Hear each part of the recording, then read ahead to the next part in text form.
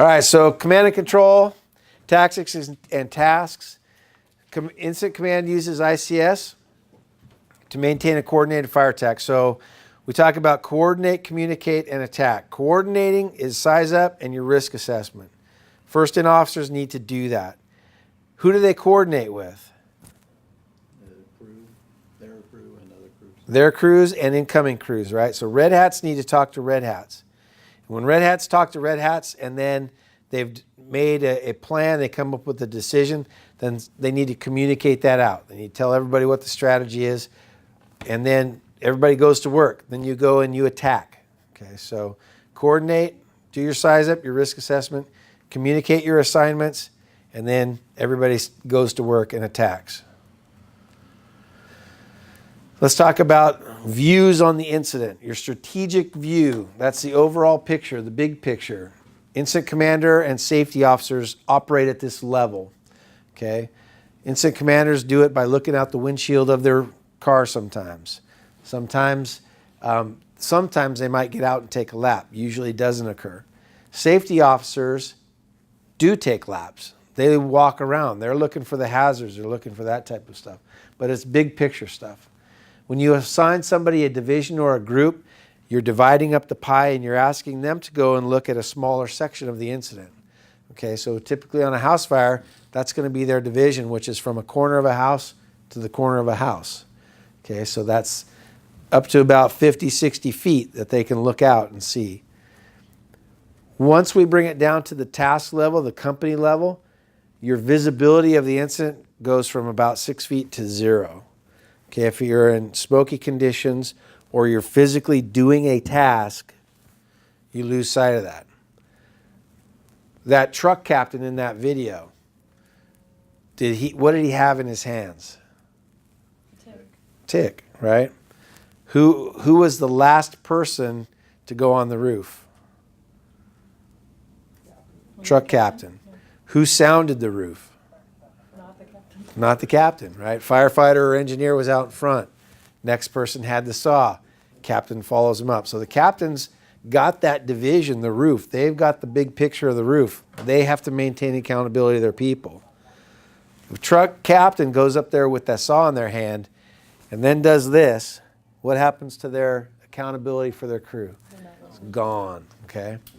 So, whatever your assignment is, you're the company officer, then you've got that picture. But as soon as you guys go task, and especially fire attack, you're in there doing tasks, your visibility is no longer there. You no longer have the strategic point of view. And that's why command needs to be there to maintain and keep overall safety and keep the big picture look in case things are going sideways.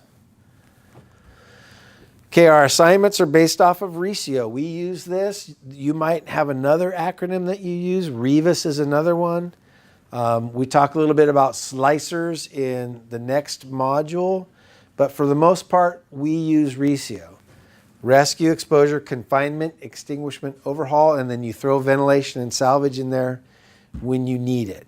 So these are our fireground priorities. Life is at the top, and then we work our way down through the property. So the tactics and tasks that go along with RECIO. So tactical objectives for RECIO are followed up by tasks. So our tactical objective is search and rescue on the second floor. We have to do some tasks to get that done. We're going to do a primary search. What are some subsections for a primary search? What are some tasks that need to be done for a primary search? Force entry. Okay, you might have to force entry before you can do anything else, right? That's a task. What else? Just the actual search itself. Okay, we're going to go left. We're going to go right. Utilize your TIG. We're going to utilize our tick. We're going to maintain our orientation to the building. We're going to sweep. We're going to use tools. We're going to call, hey, banner. We're going to do these tasks to get the primary done, correct? Okay, so each one of these tactical objectives on the left are followed up by the tasks that are required to get it done. Okay, so if you get an assignment, your tactical objective is salvage. What do you want to take with you? Salvage covers, right? And maybe some long tools. You know, you got to think maybe I'm going to be moving some water. I might need to make some chutes. I might need to do some stuff. Okay, so you can cover stuff to salvage it. You can remove it. All those things take tasks. So you're going to have tactics. You're going to have tasks. And tasks take time. Tasks take time. All right, so here's a couple examples of coordinated efforts by captains. Truck 74, engine 74. The fire's on the Bravo Charlie corner. We need you to take a window when the nozzle is in place. Engine 74 truck copies. We'll take the window when we hear your water. All right, now that's not something that we do very often. Okay, but what are we talking about there? What's that function? Okay, coordinated ventilation. Coordinated ventilation. We should be doing coordinated ventilation. If it's face-to-face, we come up with a plan, cool, but we're going to communicate it. Excuse me. In a good portion of the American Fire Service, that right there has a name. Anybody know what it is?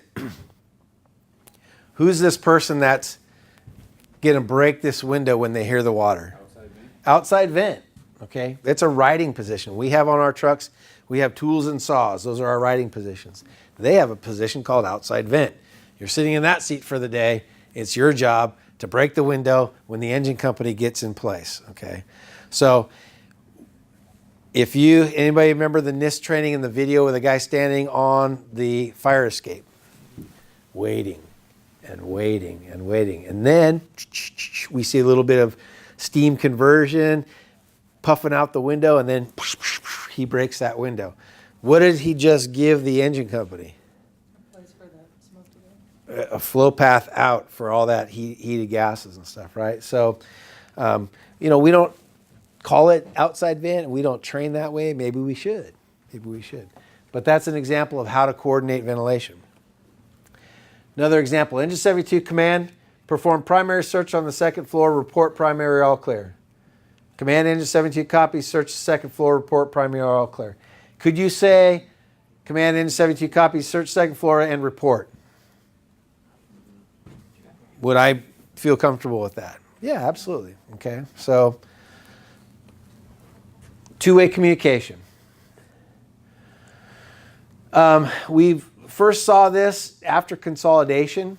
We went through and we said, okay, if somebody's going to work in B10 today and then B37 tomorrow, and they've never worked in B37 before, they're probably going to have to be oriented to what scarce resource management is. Vice versa, if somebody's going to work in B37 today and in B10 tomorrow, but they've never worked in B10 before, they might have to be oriented on abundant resource management, right? What do you do with all these ants that show up on your anthill, right? So the idea behind this is to kind of point out the differences. These haven't changed much, except that now we have an engine 4 here, right? So when we're in the property mode in Battalion 10, first in engine's typically going to put out the fire. They're going to attack the fire. The medic can anticipate 2 out or a second line if there's something else going on, but this is a property fire. Engine 2, going to get water supply, establish command, and then the crew is going to support it. Truck, typically utilities, some form of ventilation. Engine 3, when we can afford it, we're going to assign them RIC. City of Sacramento will say, we don't do RIC on a first alarm. Okay, that's fine. Good for them. I'm going to try to put it in there. Because at a house fire, what do I want? I want 2 in 1. I really need 2 engines and a truck. So my engine 3, if I can hold them in reserve and make them RIC, then things are safer. If I need them, I'm going to use them. I've got engine 4 in my back pocket, right? So I'm going to try to do that as often as I can. I believe in it, so I do it. Truck 2, I might need them, I might not. If I need them, I'm going to use them. If I don't need them, I'm not going to use them. In Battalion 37, totally different story, okay? Scarce resource management. If you get dispatched to a structure fire, do you always know where engine 2 is coming from?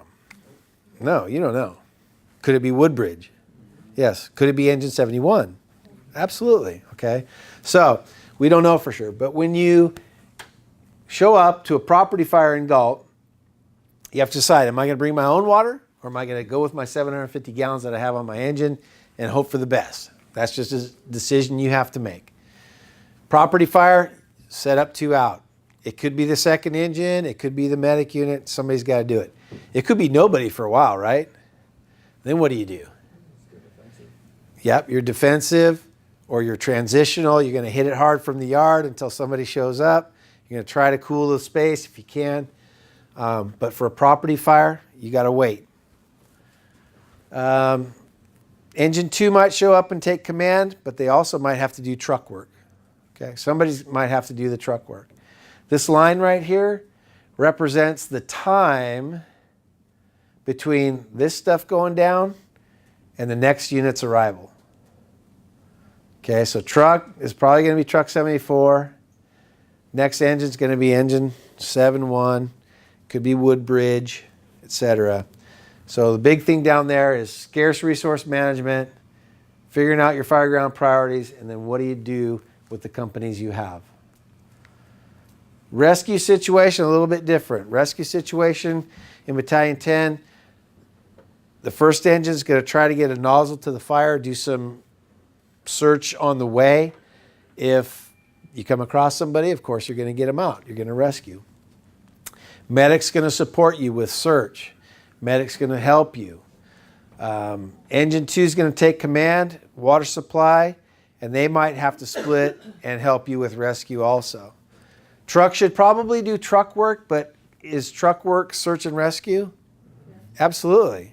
Could be. So they're going to split and vent, and the other 2 are search, whatever the situation might be.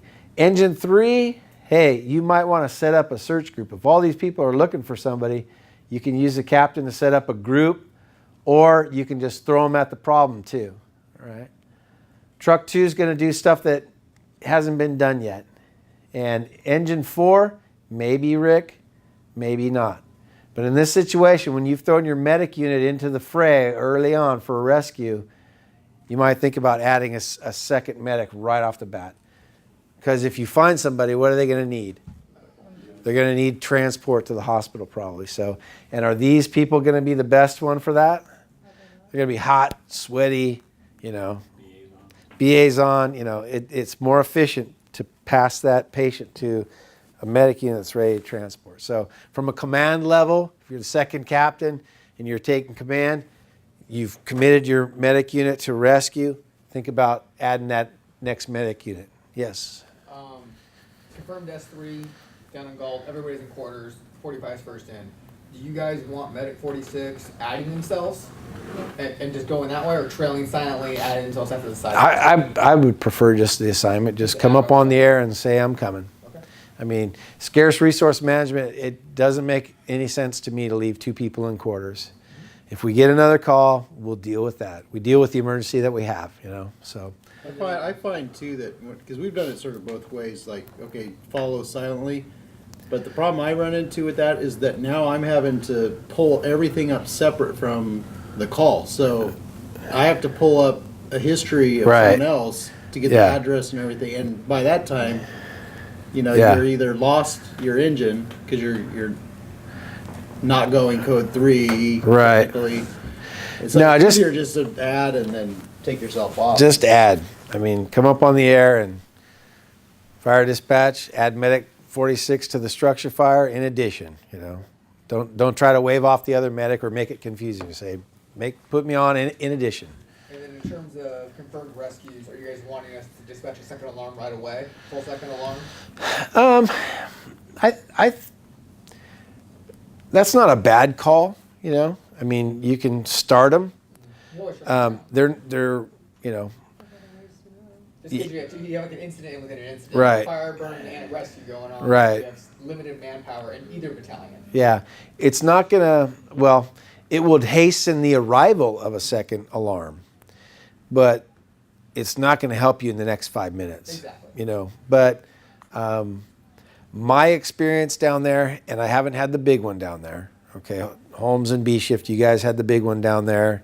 And I don't remember who had the little warehouse fire where we had the fatalities down there. That was B shift also. So I haven't had the big one down there, but my experience has been when any battalion 10 units are arriving, it's pretty much handled by the Galt Fire Department. So that's been my general experience. But the big one, you're going to need more help.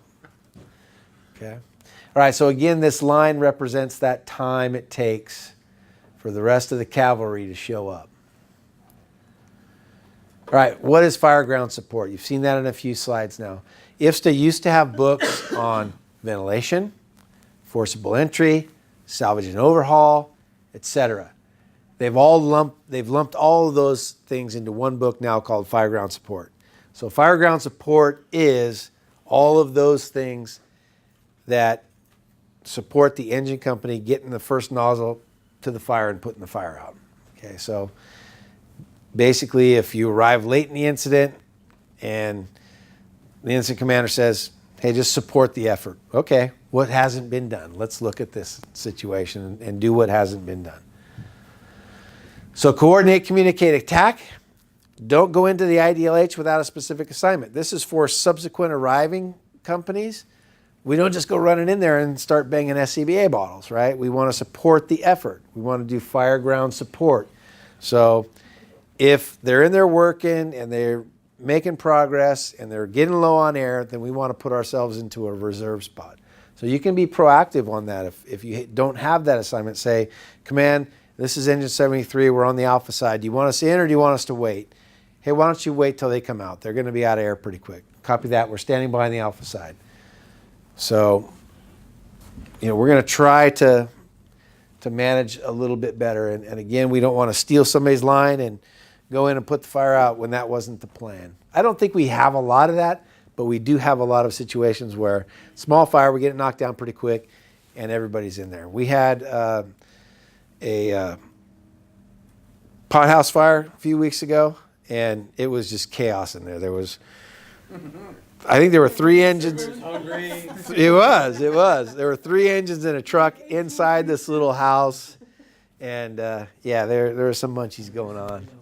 Everybody heard pothouse. They're like, let's go in there, man. So, all right, this slide right here comes from the NIST folks when we did the NIST study training a few months ago. But what I want to emphasize in here is that the NIST guy said, hey, we need to stretch 3 lines. Have you ever heard anybody pull up and say, hey, this is a 2-line fire? You guys, I've heard some city guys do that. That is a 1-line fire.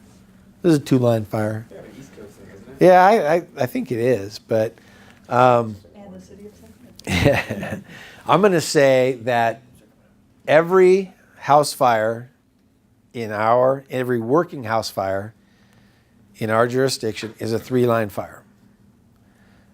Okay, so, and this is why I say that.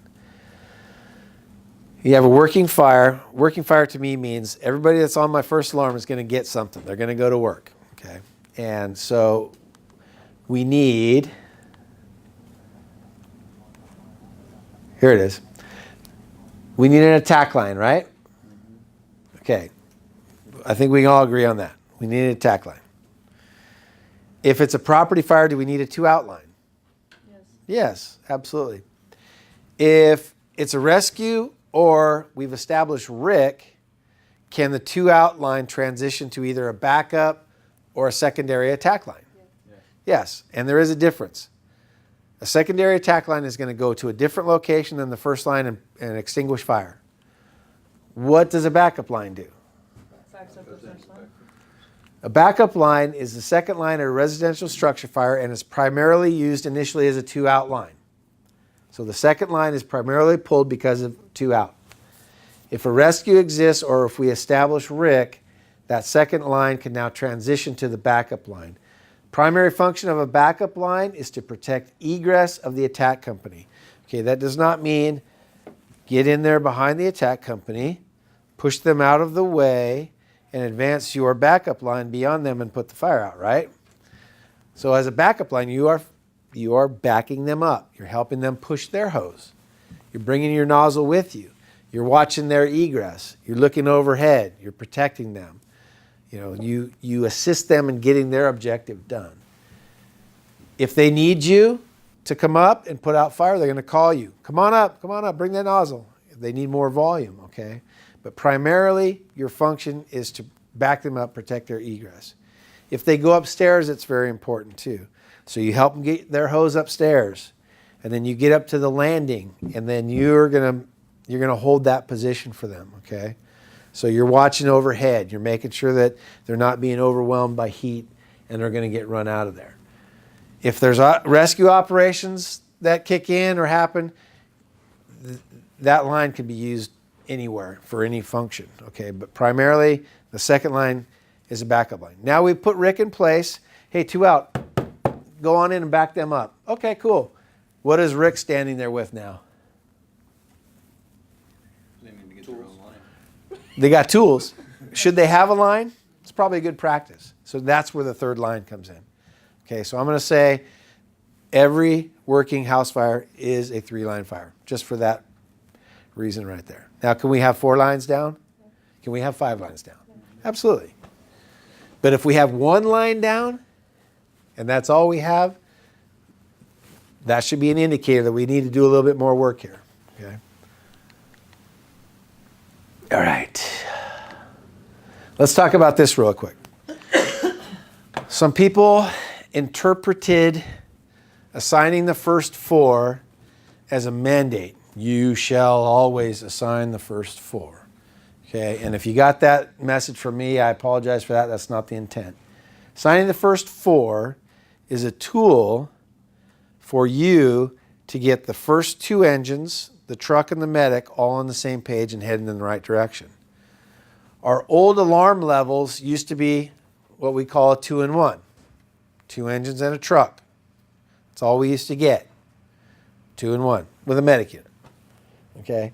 So if you had the ability to tell everybody what you and your engine were going to do, what you wanted the second engine to do, and maybe what you wanted the truck to do, and you gave the medic unit an assignment, then you're assigning the first 4. And my expectation, and I don't think any other chief officer's expectation, would be that you could assign beyond that. Now that we've built our alarm levels up, so you have 4 engines, 2 trucks, a medic unit, and 2 BCs, you're not going to be able to manage all of that on your initial arrival or in the first few minutes of the fire. I don't think anyone would expect you to do that. The other thing that this might come in handy for is when you come up to the podium at a promotional exam and you look at a 2-dimensional picture and you think, okay, there's a working house fire. I want to do fire attack, and I want my second engine to get me a water supply and take command. I want the medic to pull a 2-out line until I figure out if I have a rescue or not. And I want the truck to assess for ventilation. So then you would give your initial arrival report, relay those assignments, and then you've just communicated to the people that sit here in judgment of you and write down scores that, wow, this person really knows what the priorities are. What their priorities are on the fire ground. Yeah, they did a pretty good job right there. So if you practice assigning the first 4, that could help in that situation too. But if you got up here and you rattled off assignments for the first 2 engines, the truck and a medic, and then the 3rd engine and the 4th engine and the 2nd BC, that's unrealistic. Nobody expects that, I don't think. So, this is not a mandate, it's a tool. Use it if you like it. Practice it if you like it. If it helps you, use it. Lastly, we talked about that already, right?